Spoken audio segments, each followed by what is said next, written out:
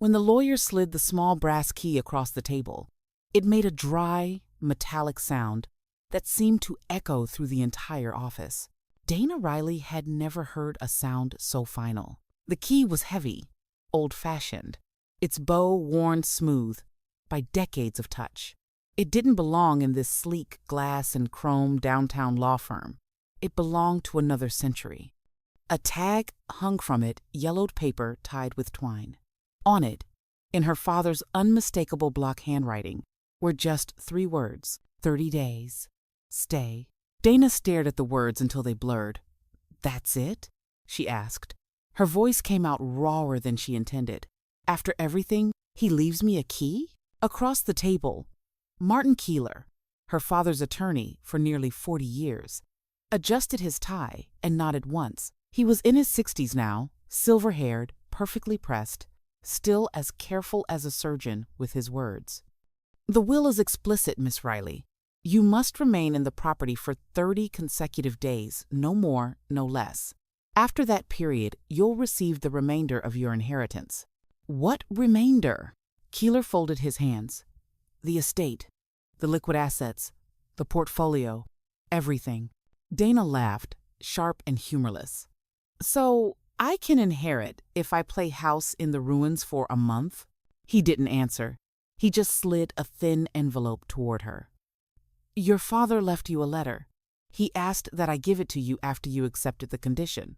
Accepted. As if she had a choice. She didn't open the envelope right away. She sat there, watching sunlight creep across the blinds, thinking of the last time she'd seen her father, Arthur Riley, king of Midwest real estate, master of cold silences. That was 11 years ago, at her mother's funeral. He'd stood at the grave in a dark overcoat while snow fell on his shoulders. Not a single tear, not even a tremor. When she'd reached for his arm, he'd flinched away, as if her grief were contagious. After that, they'd spoken twice. Brief calls about taxes, paperwork, the kind of exchanges that leave no warmth behind. And now this. A key, a letter, a command. She finally tore the envelope open. Inside was one sheet of thick cream stationery, her father's handwriting sharp and even. "Dana, you always said you wanted answers. If you still do, go to the house. Stay there 30 days. Alone. What you're owed is waiting, but so is the truth. Your father, Arthur. Truth." The word tasted like rust. 3 days later, Dana's rental car rumbled down a narrow county road outside Kansas City, Missouri. Early spring fields rolled by, brown and brittle, still waiting for rain. At the horizon, the old Riley estate appeared a huge, sagging mansion of weathered limestone and ivy, half hidden behind overgrown oaks. She slowed to a stop at the rusted gate. The key fit perfectly into the padlock. When she turned it, the sound was loud, like a gunshot in the quiet morning. The gravel driveway wound up through dead leaves to a house that seemed to be watching her. Every window was dark. The porch sagged under its own weight. A shutter hung by one hinge, tapping against the siding with each gust of wind. Her mother had hated this place. "Too big," she used to say. "Too many ghosts." Dana popped the trunk, pulled out her single suitcase, and climbed the steps. The front door resisted for a moment, before groaning open. Dust motes swirled in the gray light. Inside, the air smelled of wood polish, mildew, and time. Arthur Riley had built this house in 1978, when his empire was still young. Every inch of it spoke of control, symmetry, precision, dominance. Even in decay, the order remained. The Persian rug perfectly centered, the grandfather clock wound and ticking, the silver frames aligned on the mantel, each photo showing Arthur beside a politician, a developer, a ribbon cutting. Never beside her mother, never beside her. Dana set her suitcase down in the foyer and listened. The silence was thick enough to have texture. She should have felt nostalgia, maybe guilt. Instead, she felt something closer to anger's quiet cousin resentment dulled by years of distance. She hadn't asked for this inheritance, or for any test from beyond the grave. All she'd wanted was a clean break. Her phone buzzed in her pocket. Lena, her best friend from Chicago. "Tell me you didn't actually go," Lena said before Dana could speak. "I'm here." "Jesus, Dana. That place is straight out of Dateline. What's the catch?" 30 days. I stay, I get everything. And if you leave early, I get nothing." A pause. "Knowing your dad, that probably includes the truth." "Exactly." They talked for a few minutes more, Lena reminding her to keep her phone charged, to lock every door, to maybe not die. When Dana hung up, the house felt even quieter. She started exploring. The study was exactly as she remembered: mahogany desk, shelves of law books and ledgers, a decanter half full of amber whiskey sealed with dust. On the desk sat a single envelope with her name on it. Inside was a deed, the property deed. Her father had already transferred ownership to her, pending the 30-day clause. In the margins, written in his tiny handwriting, was another note. "Look where it all began," she frowned. Where it all began. For Arthur Riley, everything began in business. The man had built half the city. But maybe he meant something else.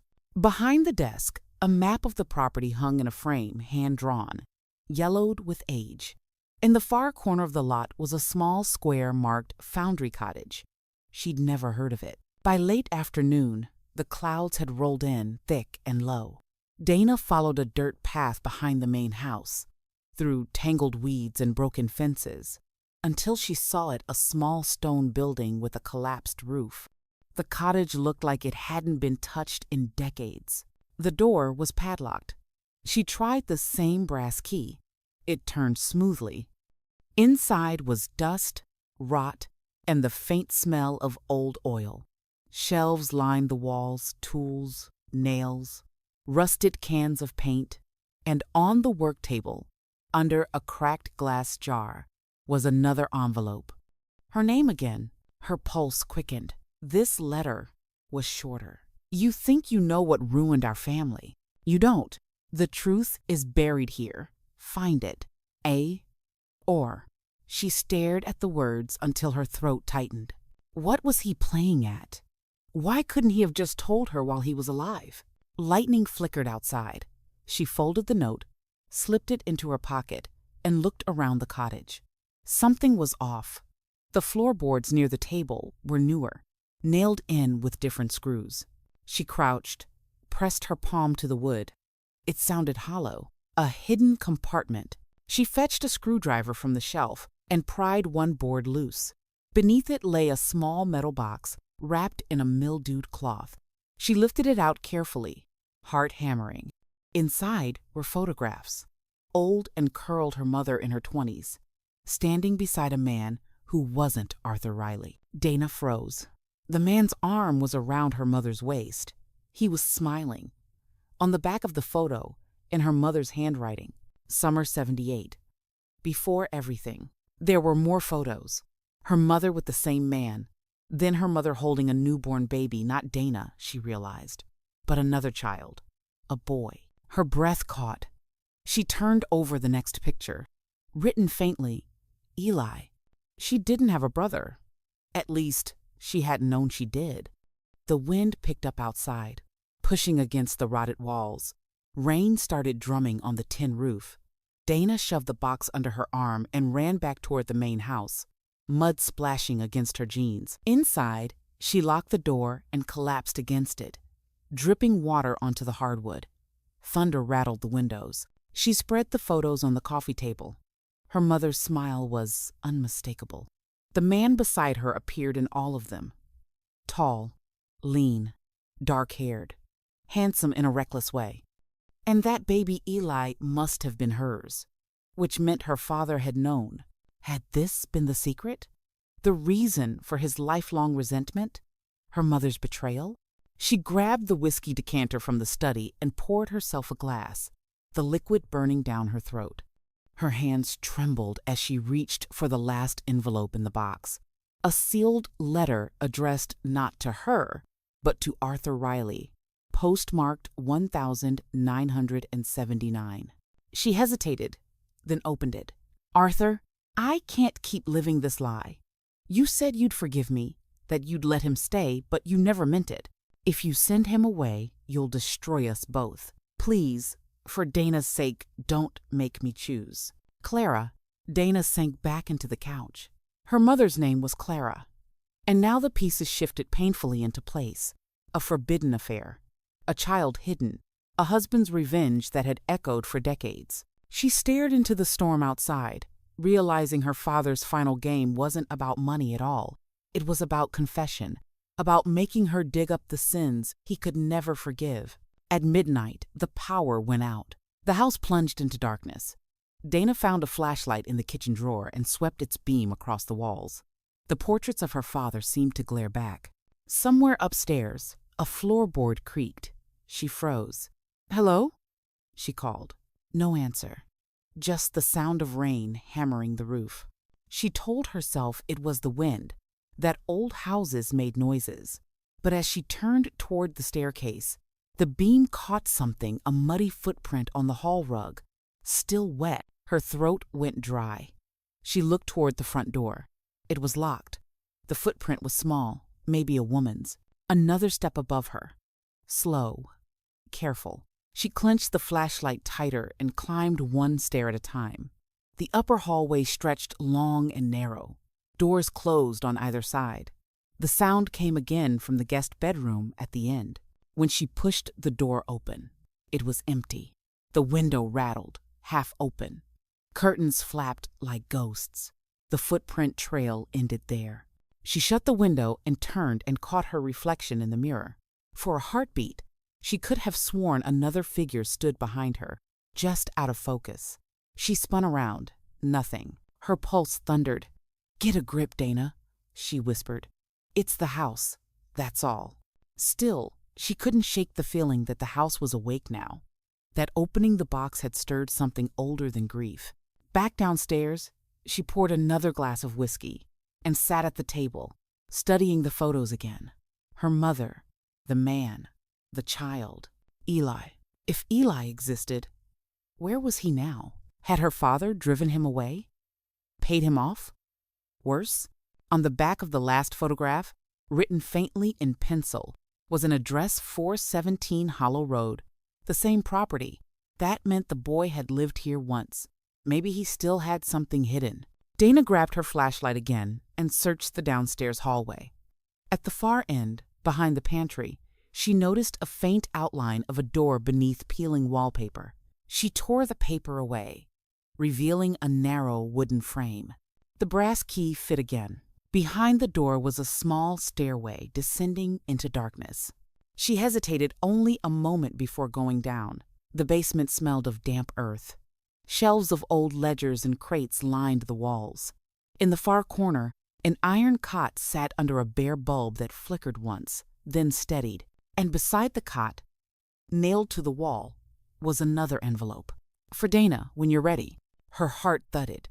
She opened it with trembling hands. "You weren't supposed to find this so soon. There's more you don't know. The man in those photographs, he didn't leave. I did what I had to do. If you want to understand, finish the 30 days. Don't call the police. Don't tell anyone. Everything ends where it began. Arthur Riley." Dana stared at the letter until the ink seemed to move. Did he mean he'd killed the man? Buried him here? Was that what the truth was? The bulb flickered again and went out. Darkness swallowed the room. Somewhere above her, a door slammed. When the light died in the basement, Dana froze where she stood. Darkness had a sound, the muffled pressure of silence tightening around her head, the tick of her own pulse echoing in her ears. She forced herself to breathe. 1, 2, 3. Then she fumbled with the flashlight and flicked it on again. The beam cut through the blackness, the cot, the cracked walls, the envelope now lying on the dirt floor like a dropped secret. She backed toward the stairs, the flashlight jittering in her shaking hand. Halfway up, she thought she heard it again, a faint rustle behind her, the whisper of movement. She swung the beam down. Nothing. Just a draft, sighing through the cracks. When she reached the kitchen, the storm outside had turned violent. Rain pounded the windows hard enough to make the glass quiver. Somewhere in the house, a door slammed, again deeper this time, like the whole structure exhaled. Dana woke the next morning on the couch, fully dressed, her neck stiff. The rain had stopped. Pale sunlight pushed through the blinds. For a moment, she didn't remember where she was. Then she saw the whiskey bottle, the scattered photos, the open letter, and the memory rushed back in a cold wave. She sat up, rubbed her face, and stared at the brass key on the coffee table. 30 days. She'd only been here for one night, and already the house felt like it was rearranging her from the inside out. The plan was simple, she told herself. Survive 29 more days, find the truth, take the inheritance, leave. She made coffee black and bitter, and walked through the house as if reacquainting herself with a ghost. The morning light revealed more of its decay. Cracks spiderwebbing across the ceilings, water stains on the walls, paint peeling in strips like skin. The air smelled faintly of mold and something else, something metallic. She ended up in the dining room. On the wall hung the Riley family portrait she remembered from childhood. Her father stiff and formal in his gray suit, her mother's smile subdued, Dana herself, a shy 10-year-old, clutching a book to her chest. But when she looked closer, she noticed something strange. A faint outline on the wall, larger than the frame, like another painting had once hung there and been removed. And the dust pattern beneath suggested it had been taken down recently. Someone had been here after Arthur's death, maybe whoever left the footprints. That afternoon, a car pulled into the driveway. The sudden sound of tires on gravel made her jolt. Through the window, she saw a man in a dark raincoat stepping out late 50s, tall, broad-shouldered, carrying a leather briefcase. He waved politely. Dana opened the door just enough to speak through the crack. "Can I help you, Miss Riley?" His voice was steady, polite, professional. "I'm Detective Miles Carter, Kansas City Police. I'm sorry to intrude, but I was hoping to have a word about your father." Her pulse quickened. "Why? He's been dead for weeks." "I know. That's what makes it complicated." She opened the door wider. "Come in." He stepped inside, glancing around the grand but decaying entryway. "Haven't been here since the estate sale, years ago. Hard to see it like this." "You knew him?" Carter nodded. "Worked a few cases involving his developments." "Sharp man, hard man." Dana folded her arms. "What's this about?" The detective set his briefcase down and pulled out a manila folder. "We recently reopened an old missing persons report from 1979. A man named Eli Hargrove. Ever heard of him?" Her heart stuttered. "No," she lied automatically. Carter watched her face. "He was last seen near this property. Your father's name came up in the file, though nothing was proven. He said the man had been trespassing, looking for work. Then he disappeared." Dana swallowed. "You think my father was involved?" "I think your father knew more than he admitted." Carter paused. "You staying here alone?" "Yes, part of the will." "Then be careful. This house holds things people didn't want found." He closed the folder. "If you see anything strange, any old documents, photos, anything, call me." He handed her his card, nodded once, and left. Dana stood at the window, watching his car disappear down the road. Her hands trembled slightly as she turned the card over. Detective Miles Carter, Missing Persons Division. The name Eli Hargrove echoed through her head like a whisper she'd heard before. Hargrove, not Riley. Her mother's lover. The missing man.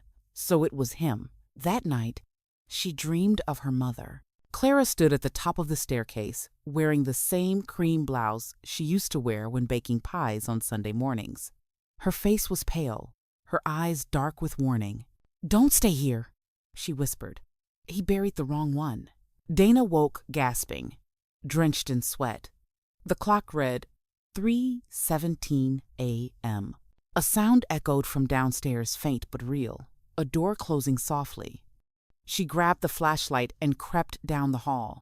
The house was cold, every board creaking like a sigh. In the living room, the photographs she'd left on the table were gone. Her stomach dropped. She swept the beam across the floor and froze. There, on the wall where the portrait had been earlier, hung a new painting, a large oil portrait she'd never seen before. It showed a young man standing beside a cottage, dark hair, intense eyes. Behind him, the same house she was in now. At the bottom corner was a faint signature, E.H., Eli Hargrove. Her flashlight flickered. The momentary darkness felt alive. When the beam returned, she saw it faint writing across the bottom of the painting, hidden beneath layers of dust. "He said I had to stay." She staggered back. Her father's condition. 30 days. The same words. The next morning, Dana found her father's old office phone still connected to the landline. She picked it up a dial tone. On instinct, she pressed the button for voicemail. 3 saved messages. Message 1. Mr. Riley, this is Martin Keeler again. Please call me. The hospital said you've been asking for Dana. Should I contact her? Message 2. Arthur, it's Carter. We found something behind the cottage foundation. You need to come down to the station. Call me before someone else does. Message 3. Silence at first.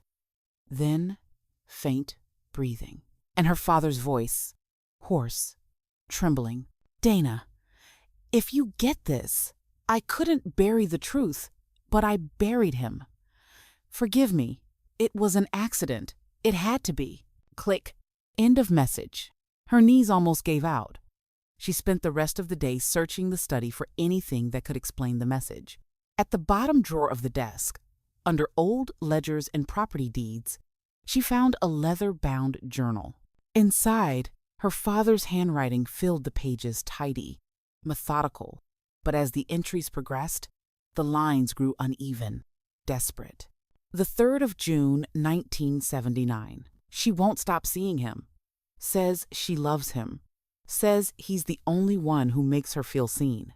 June 7. I went to the cottage. They were there. I told him to leave. He laughed. Said he'd take her and the child. June 9. She begged me not to hurt him. Said she'd do anything. I told her he'd be gone by morning. June 10. Lad in 75. He fell. Or maybe I pushed him. It doesn't matter now. The ground swallowed him like it was waiting. Asterisk. Dana's breath hitched. She read on. I told Clara he left. She didn't believe me. She left that night, took Dana, said she couldn't live in a grave, but she came back months later alone. The last entry was dated 10 years later. If you're reading this, Dana, it means I couldn't undo what I did. I thought money could erase guilt, but it only built higher walls. Maybe you'll tear them down. By dusk, she stood again outside the cottage, shovel in hand. The detective's words echoed in her head. We found something behind the cottage foundation. Maybe they hadn't found it all. The ground was soft from days of rain. She dug where the soil looked slightly sunken, every scrape of metal through earth sending a jolt through her chest.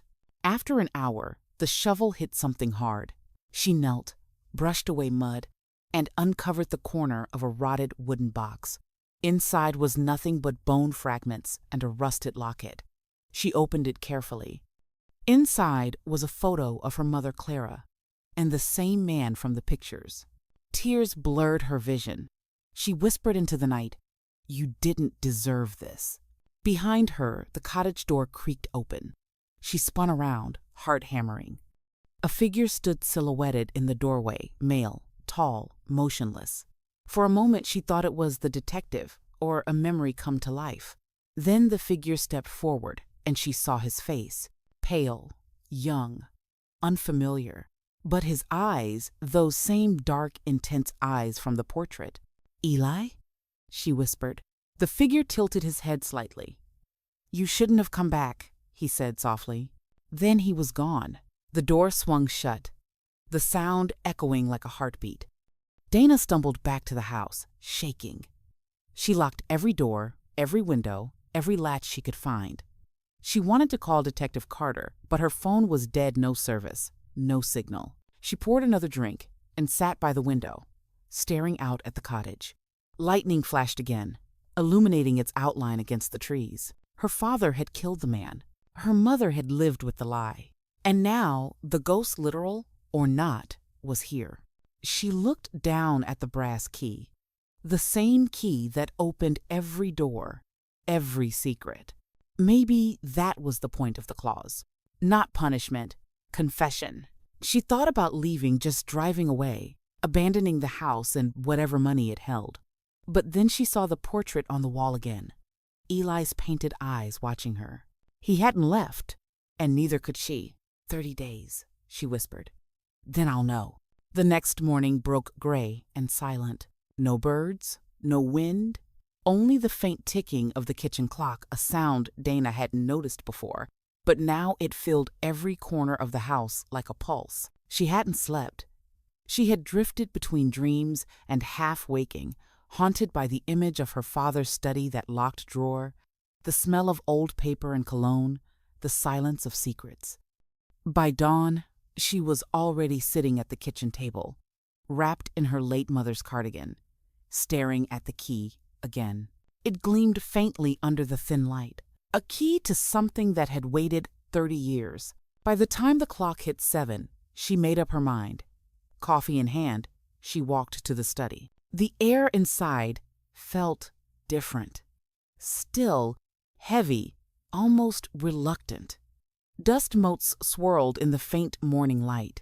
She crossed the room, opened the desk, and slid the key into the drawer. It turned with a low metallic sigh, a sound that felt both final and alive. Inside were 3 things: a bundle of letters, tied with a faded blue ribbon, a small velvet jewelry box, and an envelope addressed, in her father's handwriting, to Dana. Her breath caught. Her name looked older somehow, written with careful pressure. The ink faded to brown. She opened the envelope first. Dana, if you are reading this, it means I have gone. There are things I never told you, not because I wanted to lie, but because I didn't know how to speak them without breaking you. The letters in this drawer were written by your mother in the final months of her life. She wanted you to have them when you were ready. You were never supposed to carry the burden of our mistakes. But life has its own timing. Please, my daughter, read them with mercy. For her and for me. Dad. Her hands shook. She stared at the neat lines until the words began to blur. Then, slowly, she untied the ribbon from the bundle. There were 10 letters, each envelope dated between January and April of 2002, the year before her mother's accident. The handwriting was unmistakably her mother's. Elegant, looping, with a kind of restrained grace. She opened the first. The 3rd of January 2002. My dearest Dana, you are 12 now. You have your father's eyes, and every time you smile, I see him fall apart with love. I hope you never lose that power. I'm writing this because there are truths that may one day find you, and I want you to hear them in my voice, not through someone else's bitterness. Your father and I made mistakes before you were born, the kind of mistakes that change everything but can't be undone. Sometimes I feel the weight of them pressing through the walls of this house. The nights are the worst when the wind howls down the chimney, and the shadows move as if remembering. Your father says I imagine things. Maybe I do, but I think the house remembers more than we do. If anything ever happens to me, promise me one thing. Don't let him carry the guilt alone. We both built this silence together. Love always. Mom. Dana's throat tightened. She reread the lines, over and over, searching for meaning behind the gentleness. Mistakes before you were born. She thought about her father's quiet sadness, about the way he used to stare at her sometimes as if seeing a ghost. She opened the 2nd letter. The 15th of January, 2002. My darling girl, your father has been spending more and more time in the basement. He says he's repairing the foundation. I think he's trying to repair something else. Sometimes I hear him down there at night hammering, muttering. He doesn't know I hear. I pretend to sleep. I want to believe it's just his way of coping, but a mother knows when something isn't right. If I am gone one day, and he is still here, be kind to him. His demons are loud, but his love is louder. I pray you inherit only that part of him. A chill passed through her. The basement, she had avoided it since she arrived. The door had been shut tight, and she hadn't wanted to know why. She read on. The third letter was dated February 10. It was shorter, shakier. He says it's fixed now. The noise has stopped, but sometimes I think I hear it like someone knocking, faintly, far away. Maybe it's the pipes, maybe not. He looks so tired, Dana. So afraid. I tell him it's over, but he doesn't believe me. He says the past doesn't die, it just waits. The past doesn't die, it just waits. The words crawled under her skin. Her father had said something similar the day before he died. She remembered the way he'd looked at her. His voice cracked with exhaustion. Some doors stay closed for a reason, Dana. She closed the letter, heart pounding. The rest of the bundle sat like a living thing on the desk. She hesitated, then kept reading. The 1st of March, 2002. Your father told me today that he received a letter from someone named Eli. He didn't tell me what it said, only that the past was knocking again. I tried to laugh it off, but he didn't smile. He just looked at me the way he used to before you were born, when the world still frightened him. I don't know who Eli is, but I think your father is about to do something irreversible. Eli. The name struck her like thunder. She'd heard that name before, faintly, once, in a conversation between her parents when she was a child. Her mother had whispered it during an argument. Her father had gone silent afterward. She turned to the next letter. The 20th of March, 2002. He hasn't been sleeping. He paces at night, talking to himself. I hear him whispering, I'm sorry, over and over. He keeps a metal box on his desk now locked. I asked about it once, and he told me never to touch it. I think it has something to do with Eli. I'm scared, Dana. Not of him, of what he's hiding. I pray you never have to open that box. Dana stared at the desk. A locked metal box. She had seen it last night, pushed into the bottom drawer, behind old tax papers. Her pulse quickened. There were 3 letters left. The 1st of April, 2002. I found out who Eli is. I wish I hadn't. Dana, if you ever learn this truth, please remember, you are innocent. You didn't ask to be born into our sins. Your father loved me, and he loved you. But sometimes love grows in poisoned soil. We buried things that should have been brought to light.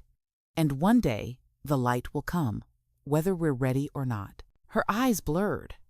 She could barely breathe. She opened the second to last letter with trembling fingers. The 8th of April, 2002. He says he fixed it. He says Eli will never bother us again. But I know what that means. I saw the dirt on his boots, the shovel in his hand, the way he washed them clean before coming inside. He said he was in the garden.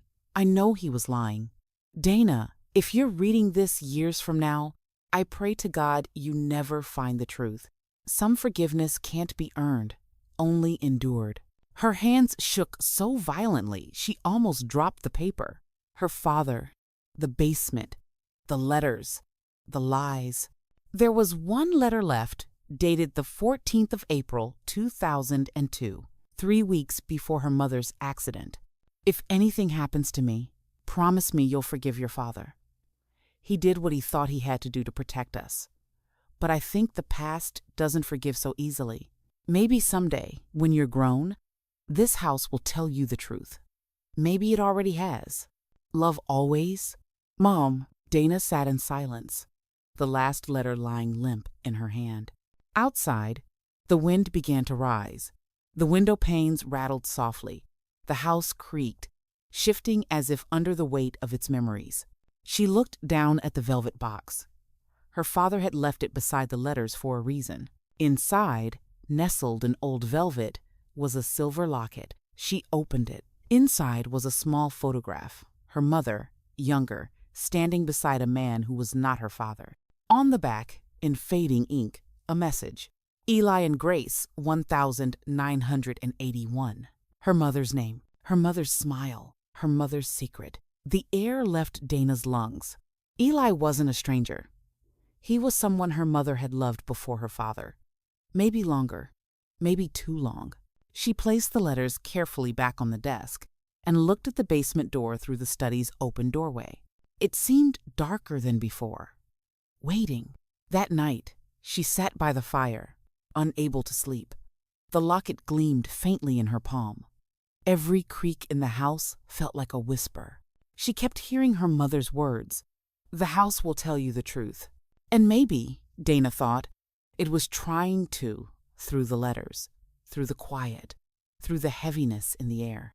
When the clock struck midnight, she stood. She walked toward the basement door. Her father had said some doors stay closed for a reason. But she wasn't 12 anymore. And she wasn't afraid of ghosts, not the kind that left footprints in her memory. She reached for the handle. The key from the desk fit perfectly. The lock turned with a soft click. The air in the basement was cold and still. When Dana flicked the light switch, a single bulb hummed to life, weak and yellow, throwing long shadows across the concrete floor. Dust floated like ghosts in the air. She stood at the top of the stairs for a long time, hand on the railing, pulse steadying. There was nothing unusual down there at first glance, just old tools, wooden crates, the faint smell of damp wood and time. But something felt off. It wasn't the darkness, it was the silence. A kind of listening silence, as if the room itself was waiting. She walked down slowly, each step creaking beneath her boots. At the bottom, she saw a workbench covered in dust. On it sat an old tin box, gray metal, scratched at the edges, with a small padlock hanging loose. Her breath caught. Her father's locked box, the same one her mother had mentioned in the letters. She opened it. Inside were photographs, black and white, curled at the edges, and a folded document stamped with a seal from 1981. She lifted the top photo carefully. Her mother again, younger this time, laughing beside a man, the same man from the locket, Eli. He had kind eyes, sunburned skin, a worker's posture. There was a quiet affection in the way he looked at Grace. Underneath the photos was a birth certificate, her own, but where her father's name should have been, it wasn't. It read, Eli Hartman, mother, Grace Riley. Dana froze. She read it again. Once, twice. Her stomach dropped. All those years, her father's guilt, his distance, the sadness in his eyes. It wasn't hatred. It was shame. He had raised her knowing she wasn't his. She sat down on the cold floor, the paper trembling in her hands. The house seemed to breathe around her. Every beam, every wall, every memory leaned closer. In the corner of the basement, behind a stack of old crates, she saw something else, a heavy safe built into the wall. Its metal surface was painted over, nearly invisible. She brushed her fingers along its edge, the same symbol, a small, etched R. The Riley family crest her father had stamped on every document. The key in her pocket felt suddenly heavier. She knelt down, heart pounding, and slid the brass key into the safe's lock. It turned with a reluctant groan. Inside was a leather-bound ledger, thick, weathered, its pages filled with neat, methodical handwriting. Not finances, not property records. Something more personal. The 12th of April, 2002. I told Grace it was done. Eli won't come again. But she looked at me like she already knew what that meant. I didn't kill him. I swear to God, I didn't. But I made sure he'd never find her again. I used my influence, my money. I sent him away. Maybe that's worse. Maybe disappearing a man is just another kind of death. Dana's breath trembled. She turned the page. The 14th of April, 2002. She fell down the stairs today.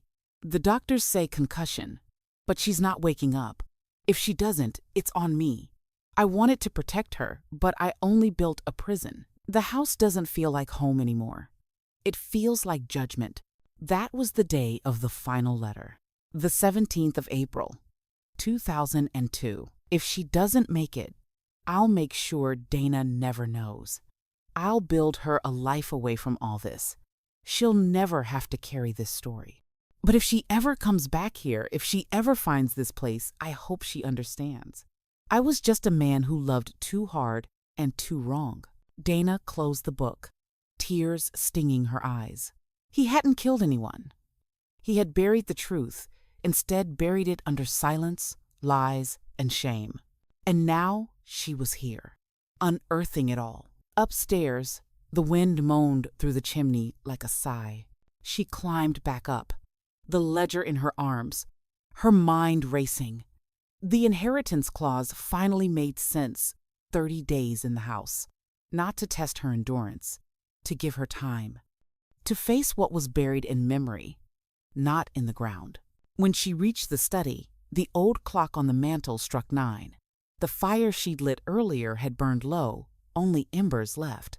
She sat at the desk and stared at her mother's letters again, now recontextualized, heavier, deeper. She understood everything her mother had tried to say between the lines. We loved in the wrong order. We built a life on borrowed truth. But love is still love, even when it's haunted. She whispered into the silence. You could have just told me. The house creaked in reply. She half laughed, half cried. Then she heard a soft sound paper sliding against wood. The will. It had been in the lawyer's folder. But now she saw a copy sitting on the top shelf of the bookcase, tucked between 2 leather volumes. She reached for it and opened to the last page. Her father's handwriting was scrawled beneath the typed lines. Addendum. If Dana completes the 30 days and accepts this inheritance, the property will be hers outright. But if she leaves early, the estate reverts to the town historical trust. This isn't a punishment. It's a choice. She can keep our history, all of it, or she can walk away and let the past finally rest. She leaned back, exhaling a long, shaking breath. He hadn't forced her here to suffer. He'd given her a choice to either carry the truth or let it go. The silence that followed wasn't heavy anymore. It was full, as if the house had exhaled too. She lit a candle on the desk. For her father, for her mother, for Eli, whoever he'd been, wherever he'd gone. For the first time since she arrived, the house didn't feel haunted. It felt human. The next morning, she stood in the doorway, watching the sunrise bleed through the trees. The key lay warm in her palm, the letters stacked neatly beside her. She could sell the place, give it to the trust, walk away. No one would blame her, but she thought of her father's last words in the ledger. If she ever comes back here, I hope she understands. She did. This house wasn't just walls and ghosts. It was proof of how love could twist, hide, survive, and still reach for light.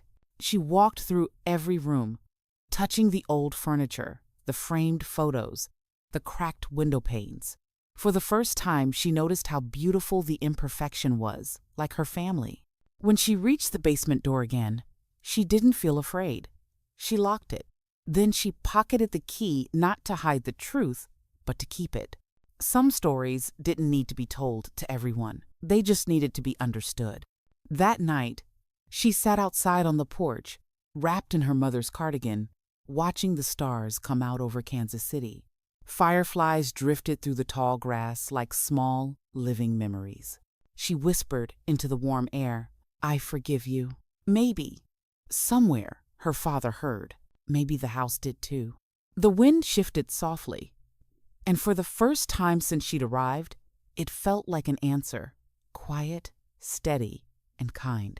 By the 29th day, the house no longer felt like a stranger. The air still carried its old scent dust, cedar and rain seeping through the boards, but the heaviness had lifted.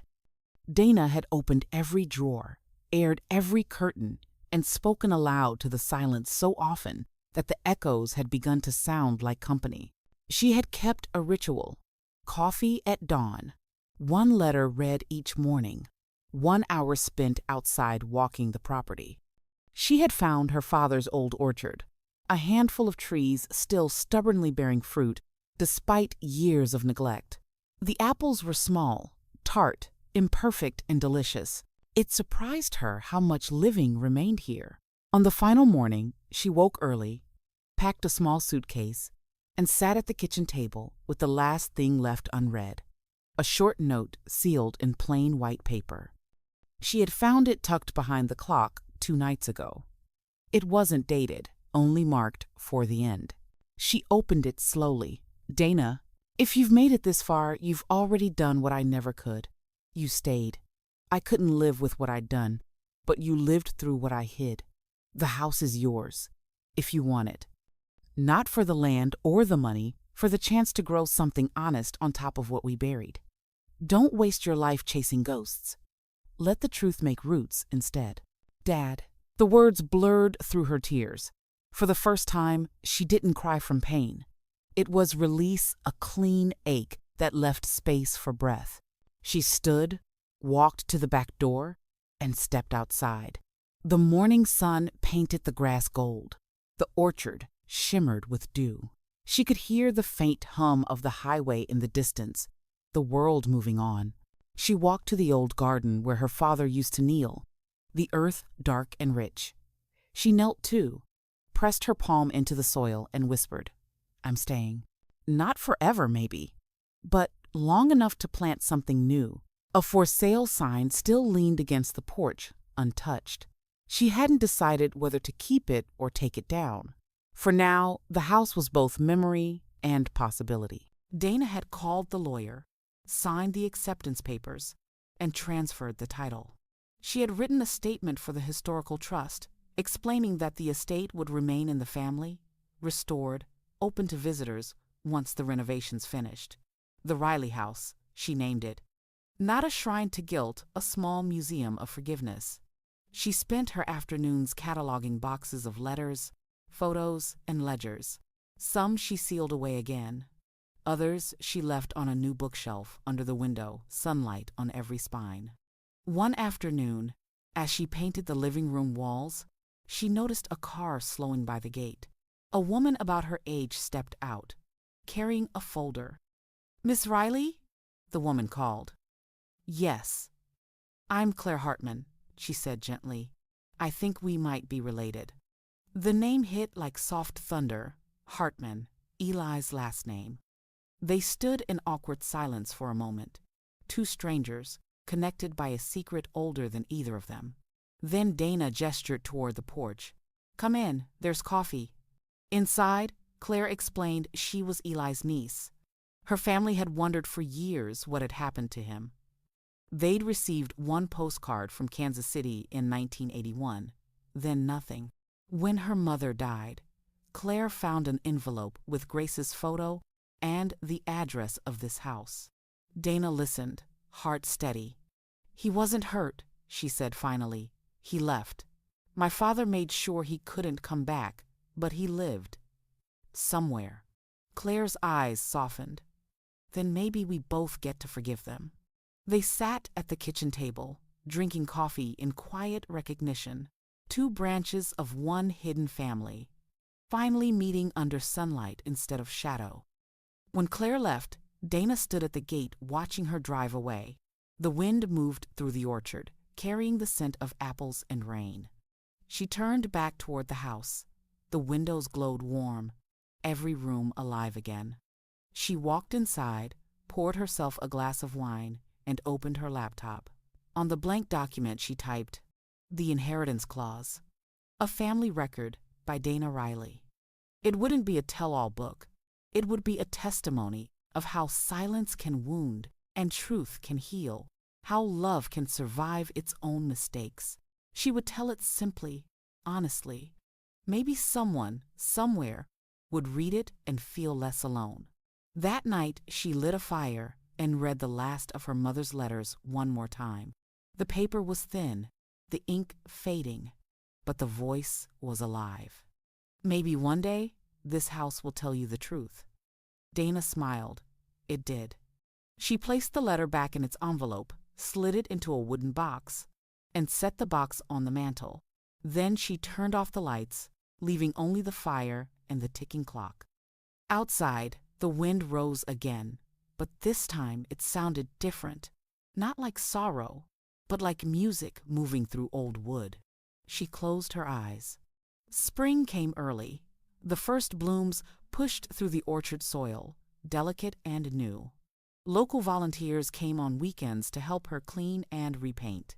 Children ran through the halls where secrets had once whispered. Laughter echoed where silence used to reign.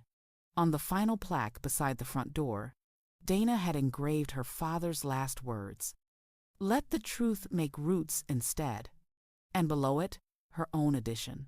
For Grace, for Eli, for the man who raised me, and for every house that holds more love than fear. When she locked the door that evening, the key felt light in her hand.